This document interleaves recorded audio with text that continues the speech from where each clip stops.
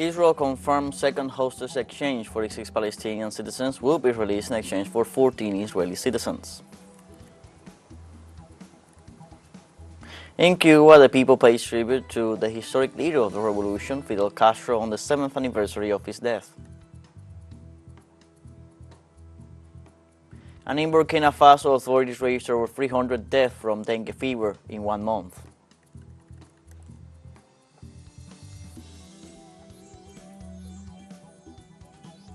Hello, welcome to From the South. I'm Luis Alberto Matos from the teleSUR studios in Havana, Cuba. We begin with the news.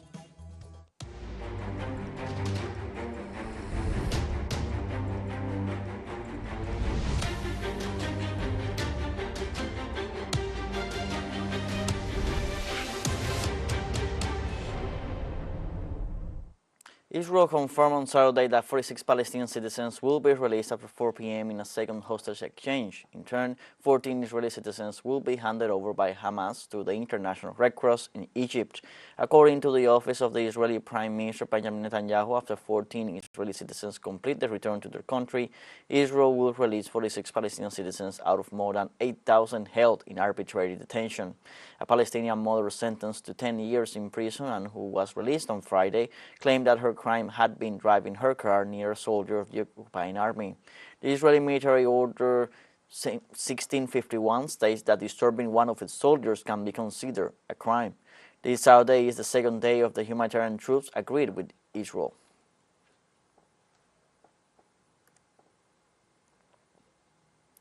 Meanwhile, on Friday, a group of 39 Palestinian women were released after being exchanged for 13 Israeli women and children. This is part of a broader agreement between the far-right government of Benjamin Netanyahu and the Islamic resistance movement. Palestinian women celebrated and gave thanks for their release after years under Israeli imprisonment. However, they asked for the other women who have not yet been freed. The women denounced the serious living conditions in the Israeli prisons as food was taken away from their cells and canteens. They also claimed to have been beaten, abused, and tear gassed where they were being held.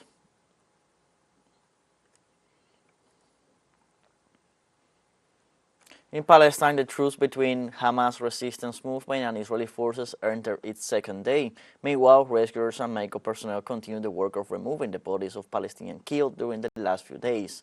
From Gaza, our colleague Nur Harasin brings us more details. The second day of this Palestinian truce here in Gaza between Hamas and Israel, and as the people are just taking a rest of the continuous Israeli bombings on Gaza, the people are actually inside the hospital continue working on the bodies and remains of those who were killed during the past weeks. Behind me is actually the ice cream trucks that is now used to preserve the bodies of Palestinians killed. Here, these are actually bodies of Palestinians, but these bodies of people that were killed actually weeks ago, and they were left in the streets without anyone to rescue them. The Israeli forces were actually firing and attacking paramedics and civil forces, whoever come to rescue these people or to take them to the hospital. So we are talking about days-long or maybe some of them are actually weeks-long people that were killed, left in the streets to rotten. The dogs were actually eating their flesh. The scene is something that we would not see in a movie, but is happening here in the Gaza Strip. Nur Harazin, teleSUR, Gaza. Meanwhile, Palestinians in the southern Gaza Strip stand in line to replenish their domestic gas cylinders for the second consecutive day since the beginning of the truce between Hamas and Israel. After Israel and Hamas agreed to a 4-day truce effective as of this Friday, November 24th, about 150 trucks with supplies entered the Gaza Strip from Egypt. However, experts warn that the aid is insufficient due to the humanitarian crisis suffered by the Palestinians as a result of the Israeli siege. In this context, Gazans are trying to make the most of the ceasefire to find their loved ones, check on the state of their homes after they left them, and gather as many essential supplies as possible.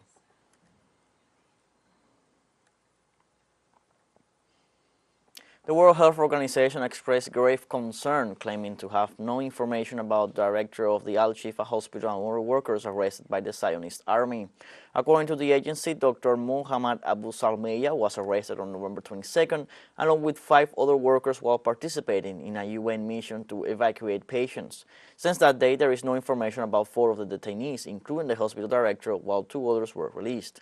Some Palestinian activists point out that by voluntary or involuntary error, the WHO would have contributed to the delivery of the director.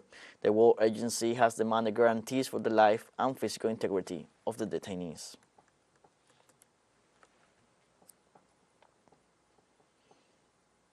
On Friday, Russia sent a new batch of humanitarian aid to the Gaza Strip. The country's Ministry of Emergency reported that a new batch of 15 tons of aid includes supplies of baby food and hygiene items to be distributed in Gaza. According to the ministry, the humanitarian aid was collected at the initiative of the government of the Republic of Tartans. A humanitarian organization led by the International Red Cross managed all humanitarian aid arrive in Egypt to be effectively distributed. Several governments of the world, religious, humanitarian and social movements have sent aid that arrives in Gaza very slowly due to the blockades imposed by the Israeli occupier.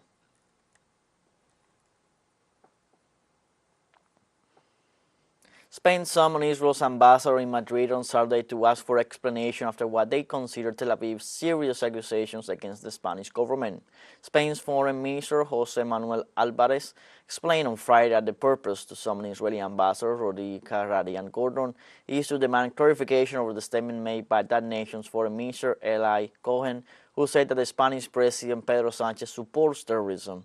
The accusation by Cohen came after the current president of the Council of the European Union rejected the indiscriminate attacks against Gaza that have claimed the lives of almost 15,000 Palestinians, most of them women and children.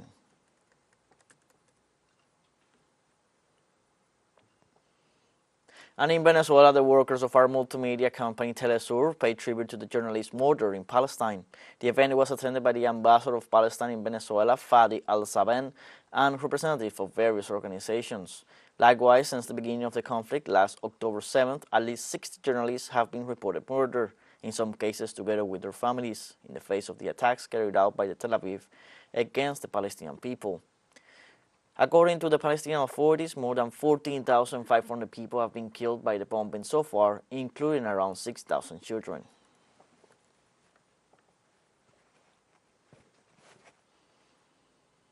During the tribute paid by teleSUR to journalists murdered in Palestine, the president of the Bolivarian Multimedia, Patricia Villegas, had these moving words in order of the colleagues falling in line of the journalistic duties. In this barbaric context, journalists did not escape. According to different confirmed sources, we have come to a total of 60 journalists murdered. Some of them with their families, others were left alive, but their wives and children were killed.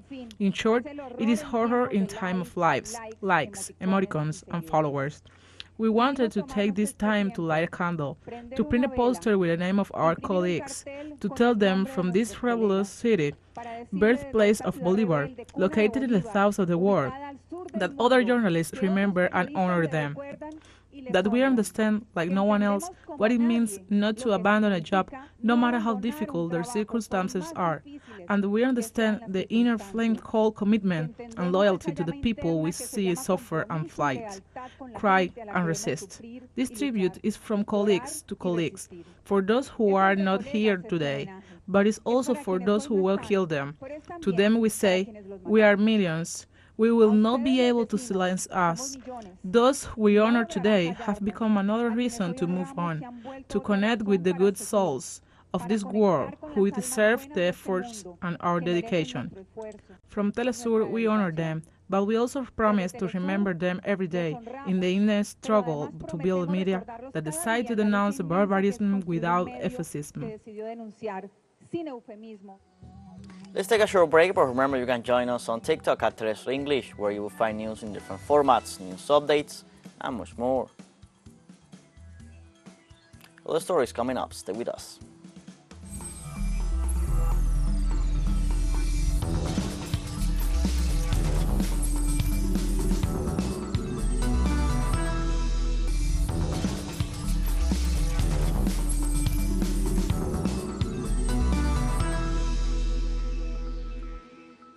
Welcome back from the south. In Panama, dozens of people remain in vigil in front of the building of the Supreme Court of Justice on the day in which the High Court begins a permanent session to rule on the request of unconstitutionality of the mining law 406.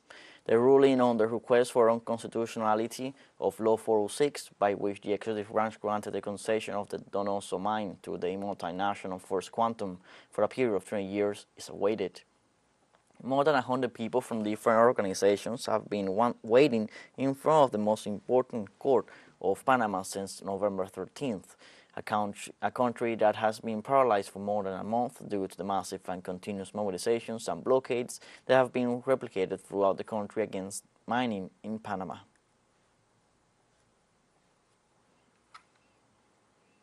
The government of Colombia has allocated a historic budget of approximately $17.3 billion to the education sector. Authorities informed that the initiative will cover educational needs in addition to contributing to school infrastructures and food for students. They also reported the contributions will help Colombians to have access to the country's education system. The project presented by the Colombian President Gustavo Petro seeks to guarantee that young people can exercise their right to higher education regardless of their socio-economic condition.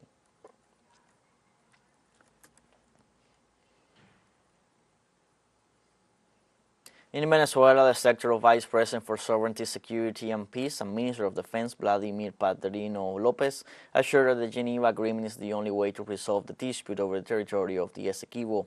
Padrino Lopez urged the government of the Cooperative Republic of Guyana to start a dialogue and resort to diplomacy to reach a mutually satisfactory agreement. The high Venezuelan official explained that the present problem was created by the former British Empire with its divisions and partitions during the War of Independence, while the army commanded by the liberator Simon Bolivar was setting the peoples of America free. The Minister of Defense also reiterated that Caracas will always follow the path of diplomacy and peace.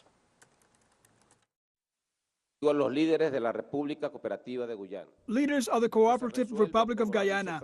This can be resolved, as President Nicolás Maduro has said, through dialogue and diplomacy, by reaching a mutually satisfactory agreement, as stated in Geneva. Fourth human rights dialogue between Cuba and the European Union moved forward in Havana. The event takes place as part of the political dialogues and cooperation agreement signed in 2016 between Cuba and the EU bloc. This meeting seeks to share experiences for the strengthening, promotion and protection of human rights in the European Union and Cuba, addressing in particular political, civil, economic, social and cultural rights. The European community was represented by the Special Representative for Human Rights, Eamon Gilmore, who is making a two-day visit to the Caribbean country.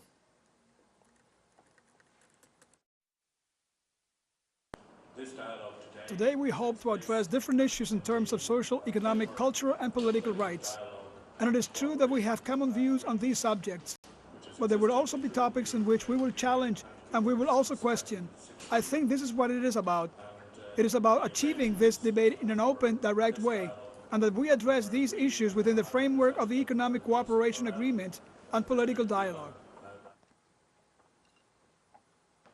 Cuban Foreign Minister Bruno Rodriguez published on his account that the European Union's Special Representative for Human Rights held a meeting with the country's President Miguel Díaz-Canel. President Díaz-Canel met with Eamon Gilmore, Special Representative of the European Union for Human Rights, who traveled to Havana to lead the European delegation to the fourth dialogue on human rights between Cuba and the EU within the framework of the Political Dialogue and Cooperation Agreement, they say in the advertisement. On Saturday, Cuba paid tribute to the historic leader of the revolution, Fidel Castro, on the 7th anniversary of his death. The homage to Fidel Castro's legacy includes a photographic exhibition, talks, book presentations, and public events. This initiative of remembrance and tribute will end this Saturday with a political and cultural evening on the steps of the University of Havana, where Fidel Castro consolidated his revolutionary ideas, following the teachings of José Martí. Fidel Castro led in the 50s one of the most influential insurgent movements in Latin America, and with his triumph commanded one of the left-wing governments with the greatest impact, which led to the consolidation of the country's economic and social transformation. We have a second short break coming up, but before we invite you to visit our WhatsApp community for our English-speaking audience. You can scan the QR code on screen to join directly and share the link to reach more people. Constant news, coverage of Latin America and the Caribbean, as well as the rest of the world. Stay connected and informed with teleSUR. I found a short break now, don't go away.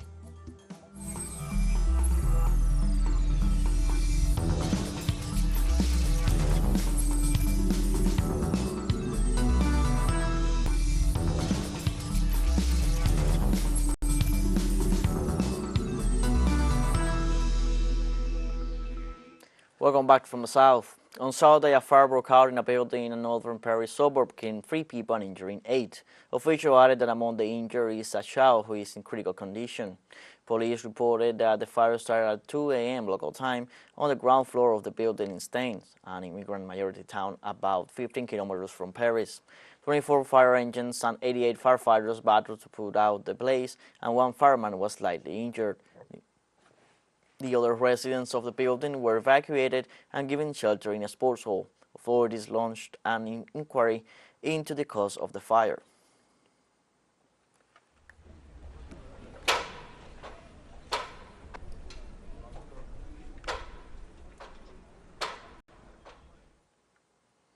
Amazon workers in Germany and the United Kingdom staged a day of protest demanding wage increases and better working conditions. In Germany, the strike called by the Verdi trade union began with the first shift on Friday and affected 5 plants responsible for preparing the shipments of 20 Amazon logistics points in the country. The organization declared in a statement that they are demanding an immediate improvement in salaries and working conditions. Meanwhile, unions in the United Kingdom said that more than 1,000 people at Amazon's distribution warehouse in the city of Coventry staged a protest to demand better wages. England trade union GMB said more than 1,000 workers walked out at Amazon's warehouse.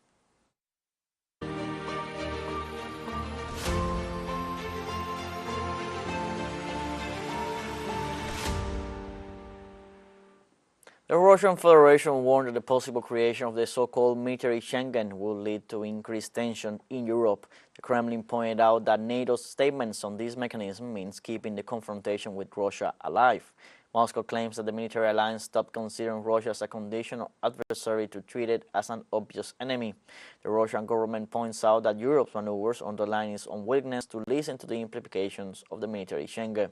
Finally, warns that NATO's advance towards Russia's borders cannot but lead to retaliatory measures to ensure national security.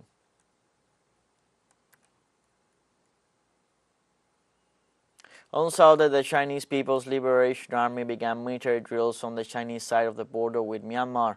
Their aim is to test the mobility, border control, and firepower of military units. According to the Chinese Army Southern Command, these maneuvers are part of the annual drill plan and are in response to increased military activity by the army and pro-democracy and ethnic-based militias in Myanmar fighting the military dictatorship.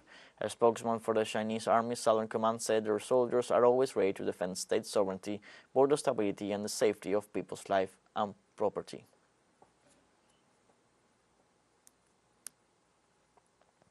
In Burkina Faso, over 300 people have died over the last 30 days from the dengue fever outbreak affecting the country since January 2023.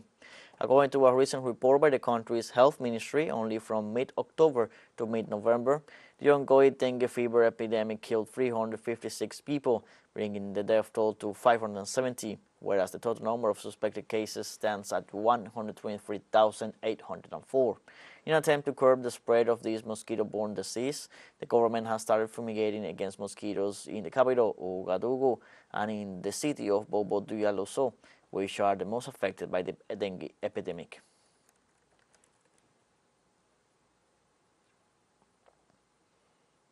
In Kenya, an elephant has given birth to a set of twins, a conservation group said on Friday, a rare event for the planet's largest land mammals.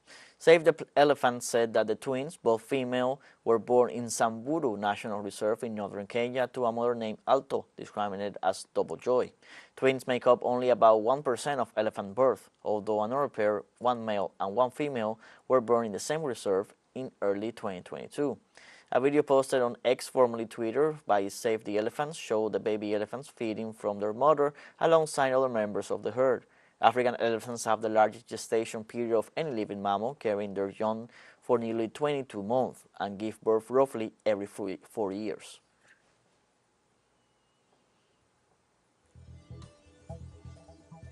We have come to the end of this news brief, but before saying goodbye, we want to thank our Caribbean audience, especially the audience of Trinidad and Tobago. We are pleased to share our newscasts and contribute to provide an alternative news source of the latest world events.